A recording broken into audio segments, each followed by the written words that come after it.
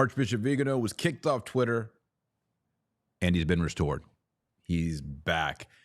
And it's interesting because last week, before all this happened, I was talking about Elon Musk. I was talking about Tucker Carlson and how Tucker Carlson's going to move a media company and try to integrate it maybe with Twitter because Twitter has a more free speech platform. And then Archbishop Viganò booted, gone off of Twitter.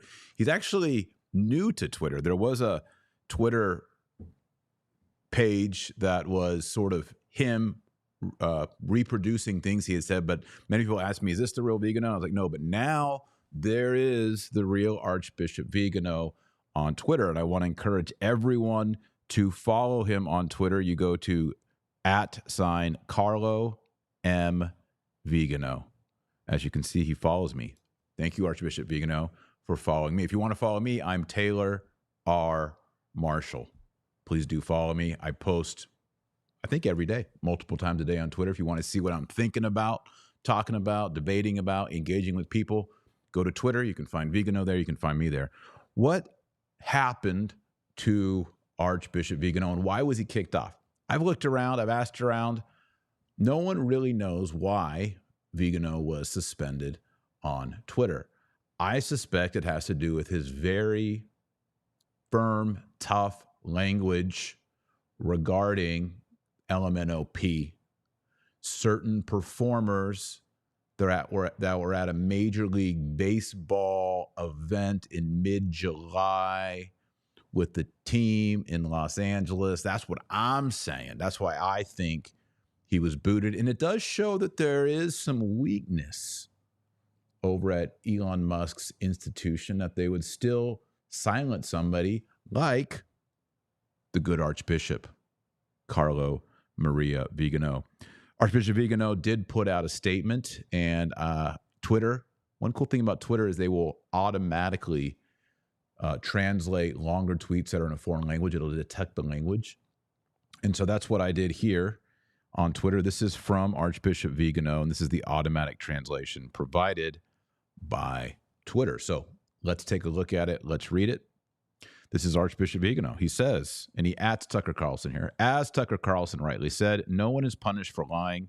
People are punished only for telling the truth. That's our modern situation here. Very sad.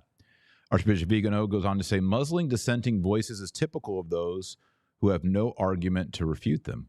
This is how the deep state acts towards those who fight against the globalist coup and the deep church, with those who denounce the apostasy and the Bergoglian hierarchy. Big words from a Catholic point of view. Archbishop Viganò says, so I thank Elon Musk and Twitter for having reactivated my profile, and I invite everyone to help with the Exsurge Domine Association at exsurgedomine.org. This is the initiative of Archbishop Viganò, which I founded to assist priests and religious who are persecuted because of their fidelity to tradition. One day, says Archbishop Viganò, and it will be the day of redemption, we will realize that those who consider us enemies to be silenced are a minority who act fraudulently in the shadows and detest the light of the truth, because truth is an attribute of God and darkness will never be able to overcome it. You know, I talked about this while running for president. And by the way, people are saying, are you running for president? Because there's not enough time, I've discussed this in my platform. Please do watch my video on my 12-point platform. It's not out of the question for 2028, but it is out of the question for getting on the platforms and getting on all 50 states for this upcoming election. It's just not actually possible. And I don't want to raise any funds. I've raised 0 funds so far, but I don't want to raise 0 funds and not deliver. So we are looking down the road 5 years from now. Christ the King platform. Christ is King. Archbishop Viganò says here at the end, let us therefore fight our battle against the enemy of the human race in the certainty of final victory and in the awareness of having at our side the one who has conquered the darkness. Behave as children of the light, St. Paul, Ephesians 5:8. So Archbishop Viganò's back. I think it's a good sign. It shows a redemptive quality. I don't know exactly who got involved on that, how it was appealed, but I think it's good. Congratulations, Archbishop Viganò. And I think it's hopeful. I was talking to Bishop Strickland, and all these people, I was in a meeting this morning, we were discussing it.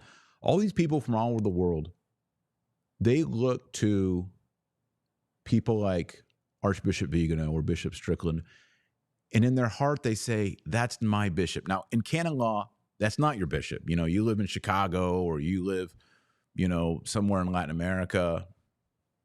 But they look out and they're like, who are the pastors? Who are the bishops up there who are speaking for me, teaching me, inspiring me? Archbishop Viganò is one of those for many people. So is Bishop Strickland. There are many others as well.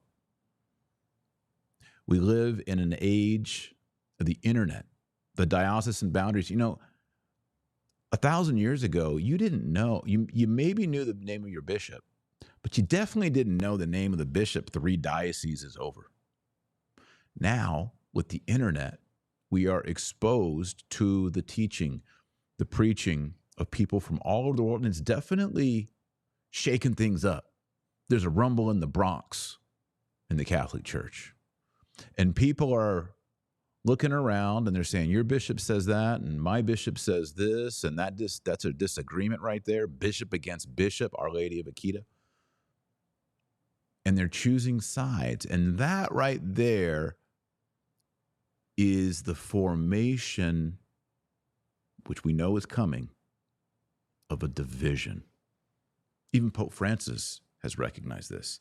The coming of a division.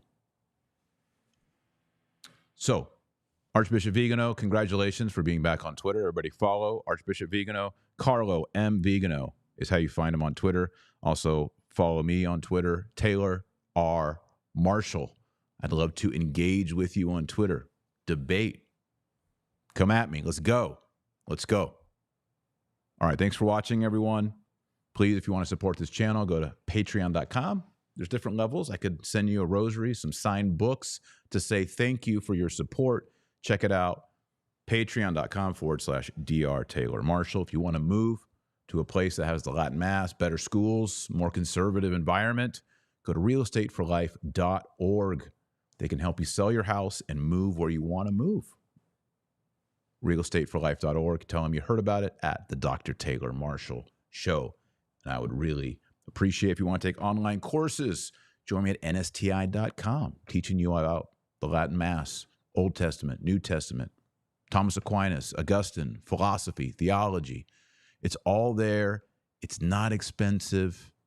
There are so many students in there right now, high retention, and you will become confident in your Catholicism as you are catechized, as you learn philosophy, as you learn theology and history, to be able to provide the answers to people in your family, in your circle. If you want to feel that, if you want to be able to do that and be confident and be fluent in Catholicism, not just conversant, fluent, check it out, nsti.com, nsti.com, New St. Thomas Institute. All right, thanks for watching. Congrats to Archbishop Viganò, back on the scene on Twitter. And until next time, remember our Lord Jesus Christ is the light of the world and the salt of the earth. So go out there and be salty. God bless and Godspeed.